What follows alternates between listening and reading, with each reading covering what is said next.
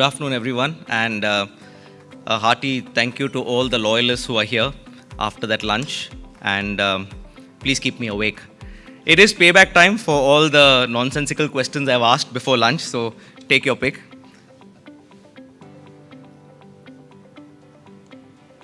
Right, that's my favorite slide. I wonder why, but just kind of freaks humility all around. But it's just that I've been around a while, and I've been with the Shipowners P&I Club for the last 14 years, and it's a very interesting place to be because we see so many claims, we learn what's broken to try and come up with initiatives to fix it. I see quite a few faces in the crowd as part of that. I'm also part of the MPA Harbourcraft Safety Working Group, which along with my position in the Nautical Institute as such, we work closely with the MPA. And it's of relevance now, especially with the new directive that's come from the Singapore government with going towards net zero, which I'll showcase slightly later. And I'm not got my data from Google or from AI, like people have been asking about chat AI, but I'm actually at this ripe old age. I'm still undergoing a course right now to try and get the right knowledge so that we can impart it to the industry as required. So this is my rice bowl. He very specifically said there has to be no marketing, but I had to put one slide, sorry Apo. But I work for the Shipowners P&I Club, and we predominantly focus on smaller vessels. That's why the harbourcraft industry is of relevant focus to us.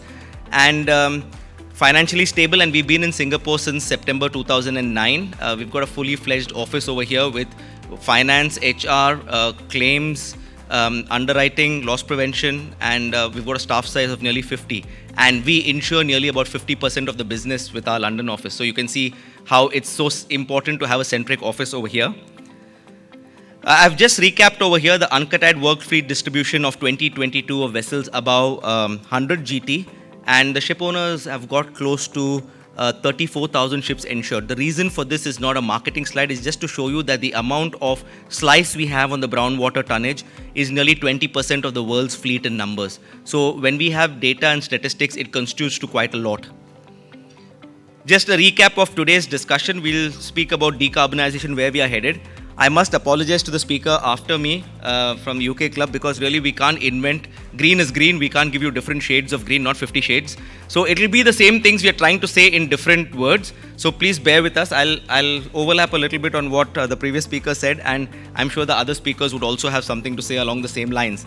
But a little bit different on what we have as challenges for smaller operators and what we see in terms of our claims. So this has already been recapped. The 2018 IMO GHG strategy, when it first came, was a little more lenient. And then, although we thought it was difficult, they thought not. But that as we moved around, it was supposed to be a temporary one until they kind of got more fangs to make it more stringent. And then if you see in 2023, they had actually, initially they had said that 70% by 2050.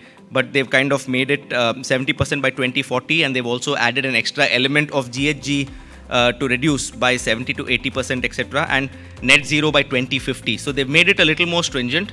I asked my very knowledgeable friend Google this morning, and it said that we are still 5% short of the target as per what the overall scene was. But I think we have to play catch up. And like it was highlighted earlier, maybe if I don't know, we're going to exacerbate quickly on the shipbuilding if it's a solution. But there's still a lot of loose ends to tie up. Singapore from 2030, like most of us in the room know, all new harbour crafts in port waters, etc., have to go towards net zero, either fully electric or be capable of using V100 or hydrogen or alternates like that. And that's kind of already, I think it's the forefront. No other countries actually set down that deadline, and everyone's racing towards that line. But however, at the same time, there's support from all other industry partners.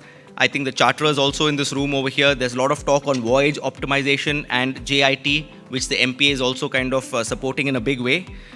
Member states are also bringing green notations for the different types of ships to encourage and support the decarbonization drive. They're talking of subsidies, etc. And there are various projects underway between the IMO and various member states, which I've got in a future slide. So this is how the path is. As you can see, we are at 2023 and we've got new guidelines over there.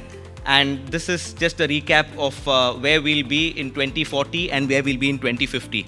Having said that, there's nothing stopping it from actually getting a little more tight around 2040 if they find things are not going as per plan or even earlier. Like I said, this is what the various projects are underway, and especially with Singapore, the next gen is what is going on. So you can read more about it. I know I've got my deadline ticking over here, and I really don't intend to use all of my 10 minutes because my food's also digesting. Now, what's in it for smaller craft operators? So, of course, we're not thinking of $5 and $10 million boats, at least not earlier, but it's a much higher capital cost. The building cost can go up nearly 200 or 300 times per vessel. So if a normal wooden boat which goes to OPL over here, I'm sure everyone's come to pick up stores and spares over here, that would probably, you could get something of a wooden boat close to $1 million on the higher side. But however, there's been a study taken over, and electric boats could cost nearly 4 times that. And is that going to have a domino effect on everything? I think definitely due to the reasons over there. Heavier displacement, lesser cargo or passenger carrying capacity is a problem. Sophisticated vessels, and then it's going to kind of put the entire operations on a different planet altogether. It's not going to be conventional. Uncertainty regarding endurance, maintenance, spares. If you're a small harbor craft and you need to go high speeds and you need to do multiple trips, do you have enough battery power for that, etc.? Or is it going to sustain? Even now when we're going to buy an electric car, oh, I want to have a Tesla. Oh, how much are you going to get with one charge? That's the first question we have. And it depends on how fast you go. And if my wife decides to make some extra trips, then definitely we're going to have to charge it much more. And these are the questions that come up with weather, also uncertainty in our waters. In case of electrification, there are a lot of safety concerns regarding that. I mean, I don't have to tell you, it's in the news all around regarding the batteries and the fire hazards and various other associated things.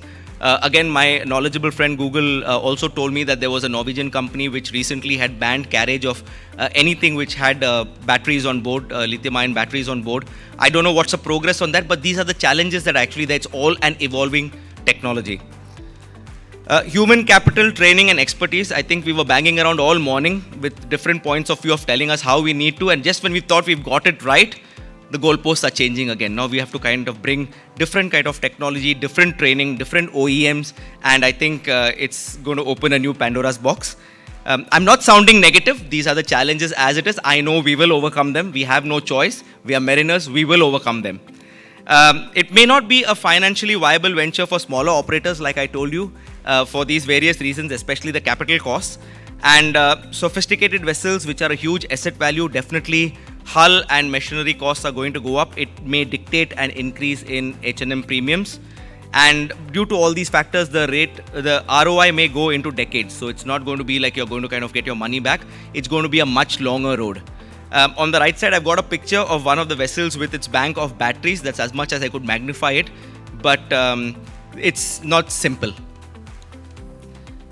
This has also been touched about, and it will go into detail, but these are the different greenhouse strategies. Some of them, the more popular one, methanol, people see that as a great solution, but we have a lot of methane slip.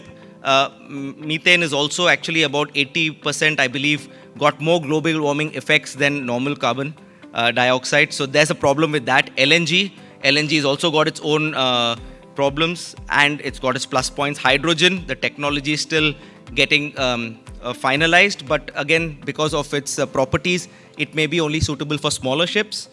Of course, electrification, people see that as the solution, but there are also other things to come around like batteries and storage, and it has to come from renewable energy. We just can't burn trees and get fossil kind of electricity to power our boats. It defeats the purpose.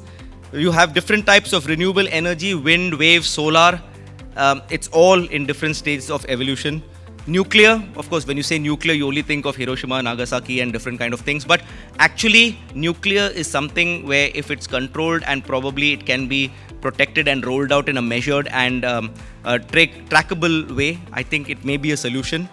Ammonia, good, very good, like he said so, our previous speaker, but it's also got its problems with human problems where the gas is quite toxic. Carbon capture strategies are something which are working now, where you can't really bring down the carbon footprint, but actually you can manage it. So sometimes you capture from various industries and you use that to make your e-fuels. And if you really don't use them for your e-fuels, then I believe you can store them about a kilometer down underneath in the rock structures, etc. And then when we come down to the rock structures, then we'll see that's a problem for another day.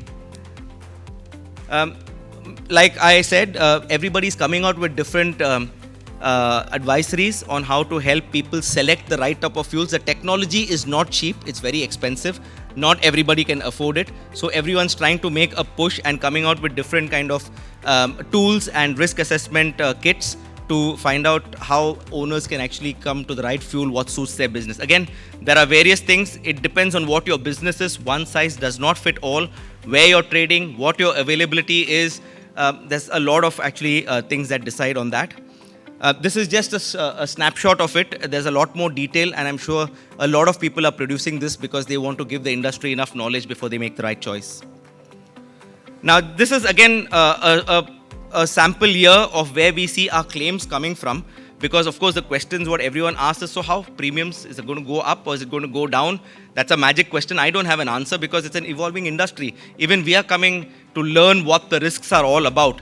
But if you want to ask me today and I have to give an answer because there's nothing like a free lunch, how will decarbonization impact P&I claims? As you can see from the stats over here, crew injury, death, illnesses, definitely, I think we may see an increase with new technologies because there are a lot of different types of fuels, and training also plays an important part. Until the technology is perfect, you may have accidents where you have material fatigue. You need a crystal ball to actually come down to it. Cargo loss damage, possible with, again, increased fire hazards that could damage the cargo. Environment, pollution and wreck, possibly some change. People may argue that, pollution may go down. May not. It could get worse, actually. Navigation and passengers, no perceived change of risk. So from an insurer's point of view, a P&I insurer's point of view, based on this data, as you can see, actually it's an increased risk, not a reduced risk. However, that's not to sound negative. This is what everybody is going to find out in the due course. But coming back to the more positive note, all stakeholders will eventually have to come together and form a solution. So as you're aware, the MPA has come out with their various expression of interest, EOIs. They've come to actually find out, ask different entities on how they can support green technology, because they know that it's not just the operator's problem. They've come out recently with financial insurers. Oh, I think something's wrong with this, but it's my last slide anyway. So it's not necessarily in terms of financial support. It can also be in terms of design optimization, training, etc. And the bottom line is decarbonization is not any one person's problem. I think it's everybody who walks this planet or even sits this planet. It's everybody who lives on this planet. It's their problem. So I think together we've got a lot of stakeholders in this room. We've got a lot of stakeholders in every seminar we have. I think together we'll all join hands and come together, and there is only one way, which is forward and green. Thank you.